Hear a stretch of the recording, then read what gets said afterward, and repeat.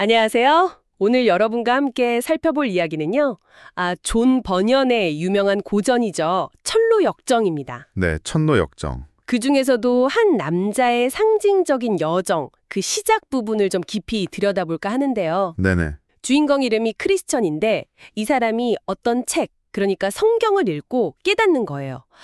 내가 사는 이 도시가 곧 멸망하는구나. 그리고 내 등에는 너무 무거운 짐이 있구나. 뭐 이런 거죠. 맞아요. 시작부터 굉장히 강렬하죠.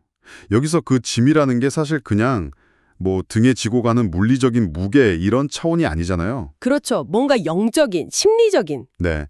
떨쳐낼 수 없는 어떤 죄책감이라든지 아니면 다가올 심판에 대한 두려움 이런 걸 상징하고요. 그 멸망의 도시라는 배경 자체도 근본적인 변화 없이는 결국 타멸할 수밖에 없는 인간의 상태. 이걸 보여주는 아주 강력한 상징이죠. 그렇군요. 그런데 이 크리스천이 이런 엄청난 위기를 깨닫고 가족들한테 알리잖아요. 같이 떠나자고. 근데 반응이 영 싸늘해요. 그렇죠. 정신 나갔냐? 잠이나 자라. 이런 식이죠. 네, 방에 들어가서 좀 쉬어요. 뭐 이렇게요.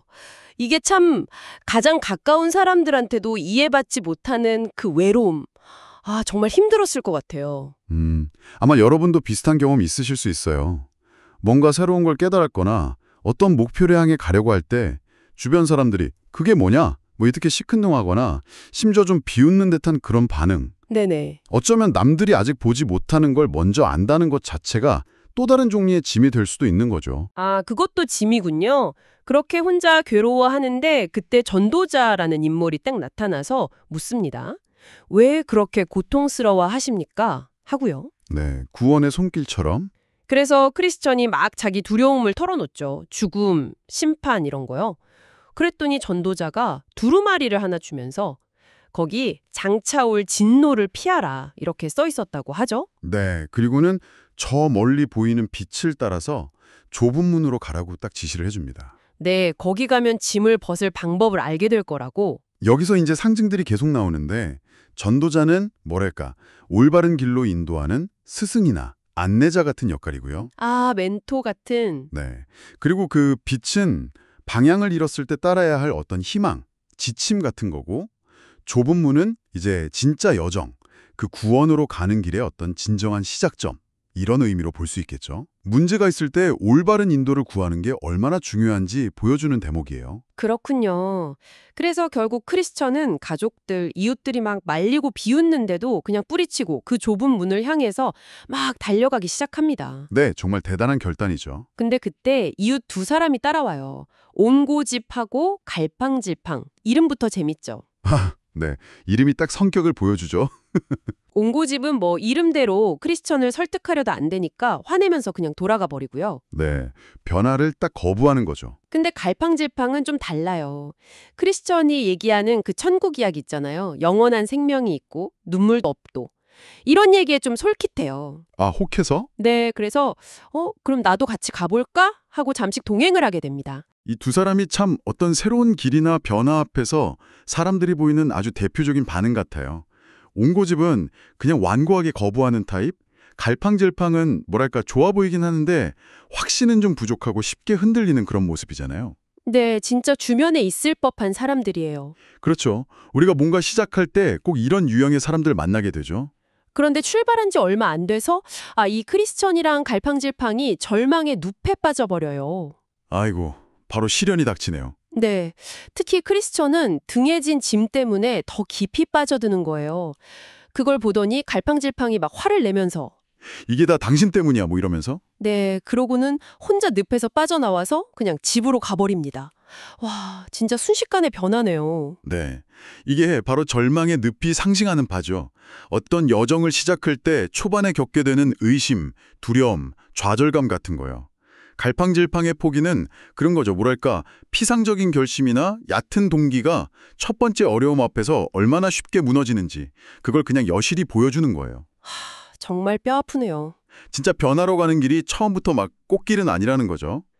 그래서 이제 크리스천 혼자 늪에서 허우적대는데 그때 도움이라는 사람이 나타나서 구해줍니다. 다행이네요.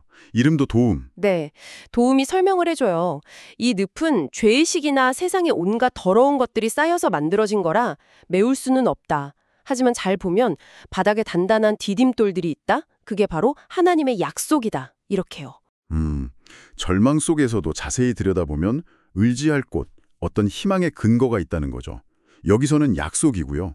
도움이라는 존재는 뭐 예기치 못한 조력자일 수도 있고 아니면 어떤 내면의 힘 혹은 신적인 개입을 나타낼 수도 있고요. 중요한 건 그 위기 속에서 이 디딤돌을 발견하는 눈, 그게 중요하다는 거예요.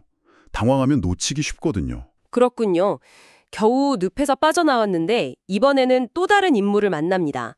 세상 지혜 시 출신의 세속현자. 이름들이 참... 네, 이름만 들어도 딱 감이 오죠. 이 사람이 나타나서 크리스천한테 그러는 거예요. 아니, 전도자가 알려준 그 길 너무 위험하고 고통스럽지 않냐? 네, 훈수를 두는 거죠. 내가 더 쉽고 안전하게 짐 벗는 법 알려주겠다. 저기 도덕 마을에 가면 율법이라는 신사가 있는데 그 사람이나 아들 예의를 찾아가라.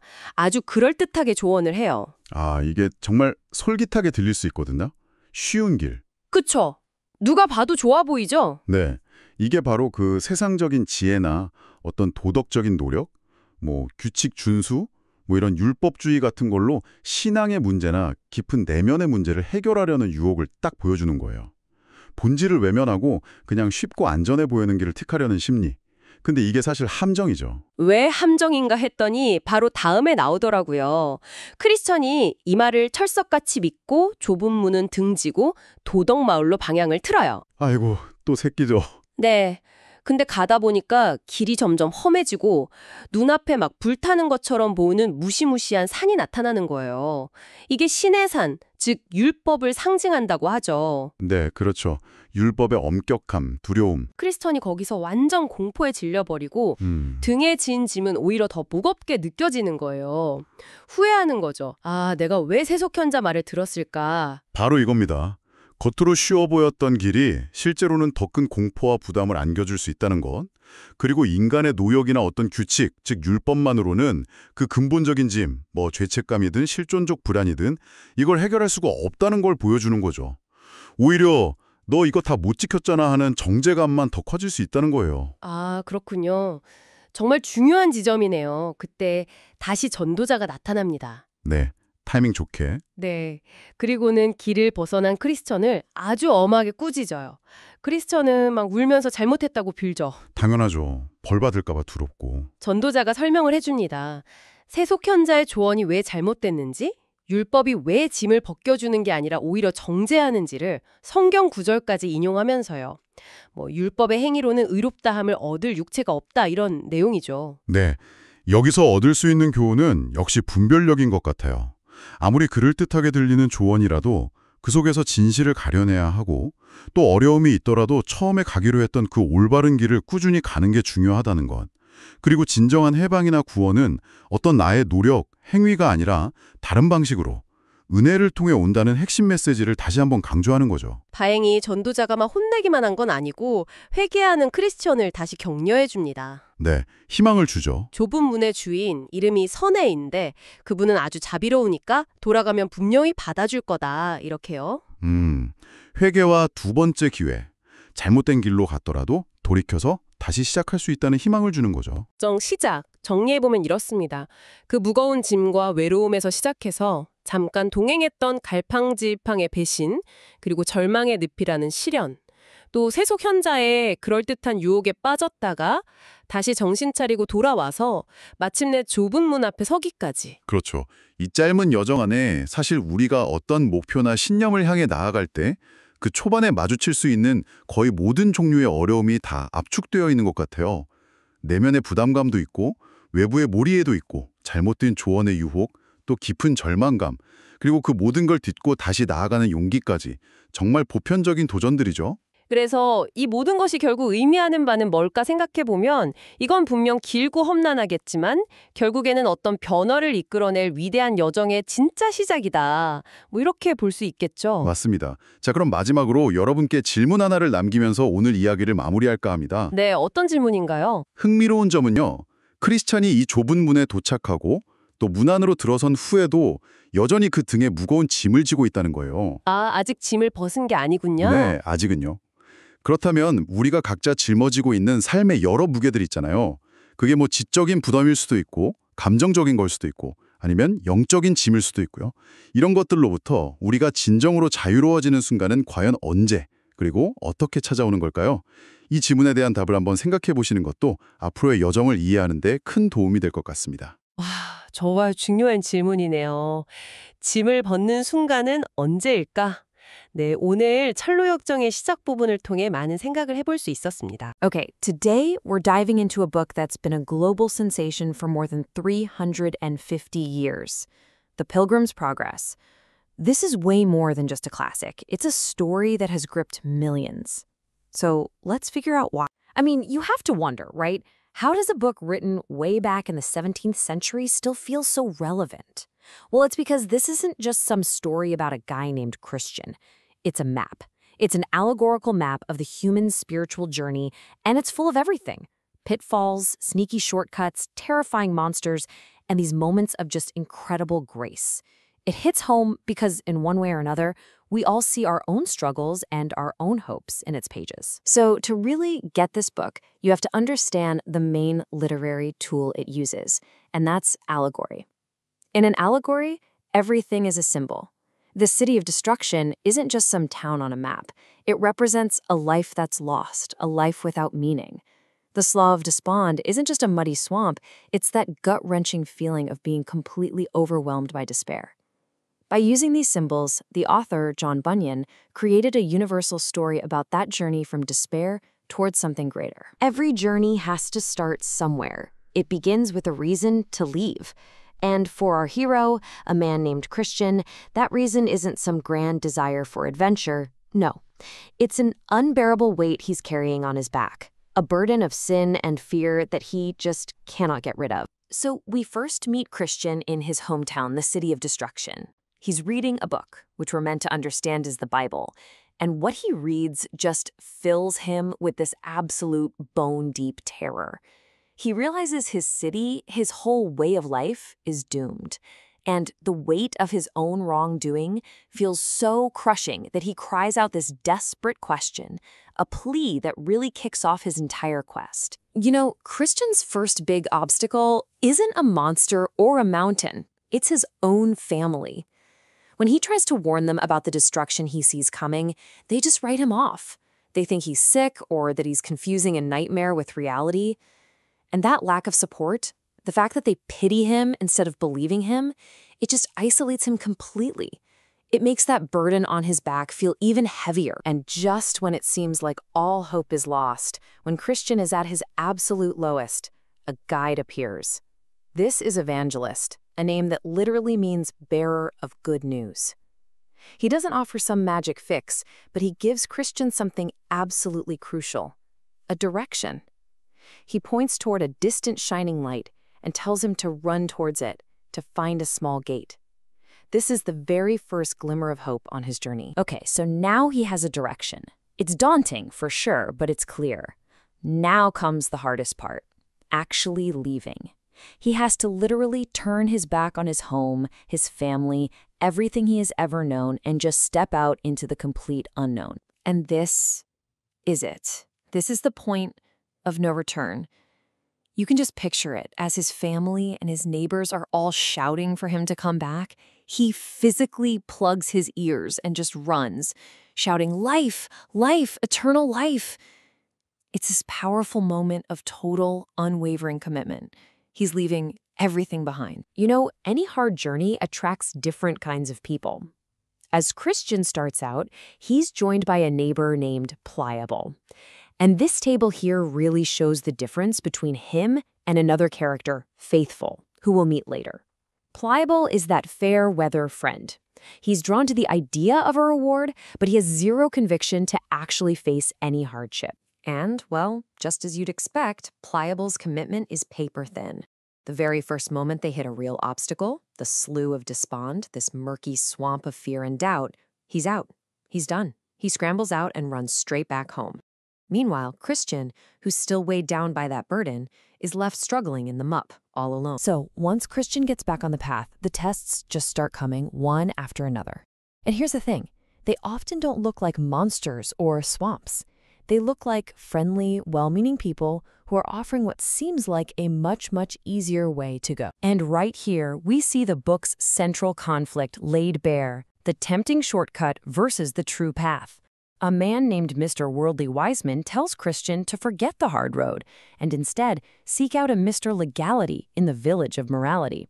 It sounds so easy, so respectable, but it's the total opposite of the path Evangelist told him to take, the hard, narrow road to the wicket gate. The choice is between what looks easy and what is actually right. Of course, this easy path turns into a deadly trap. It leads him to the base of this terrifying mountain, Mount Sinai, which looks like it's about to collapse and crush him. He's just paralyzed by fear. And right in the nick of time, Evangelist shows up again, scolds him for taking the easy way out, and puts him back on the right path. The lesson here is so powerful. There are no shortcuts to real transformation. Okay, so after all that struggle, the false starts, the heavy lifting, the journey is now building to its most famous, its most emotionally powerful moment. Christian is about to reach a place of just profound, incredible relief. After he struggled his way to the wicket gate and then all the way up a steep hill called difficulty, Christian finally sees it, a simple cross on a hill. And the moment he looks at it, something incredible happens. The straps holding that massive burden to his back just snap. The weight he's been carrying for so long tumbles off, rolls down the hill, and disappears into an open tomb. And just like that, it's gone. But the relief isn't just a feeling. It's not just internal. As he's standing there, stunned, 3 shining ones, angels, appear. And this moment signals a total transformation. His sins are declared forgiven. His filthy rags are replaced with new clothes. A mark is placed on his forehead. And he's handed a sealed scroll, which is basically his passport to the celestial city. He isn't just unburdened anymore. He's been reborn. Now, you might be thinking, great, the burden is gone, the journey's over, roll the credits. But not so fast. In a lot of ways, the real tests are just beginning.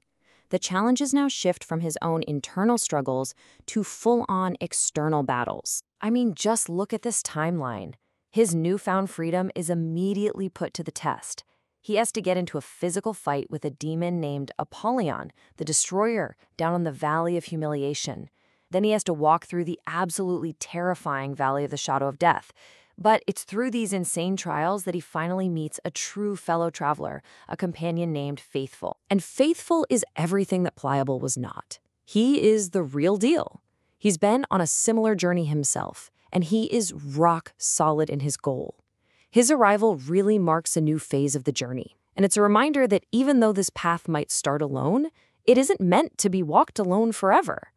Together, they're going to face new trials, like the city of Vanity Fair, a place that's just overflowing with worldly temptations. So what is it about a story from 1678 that still resonates so deeply today?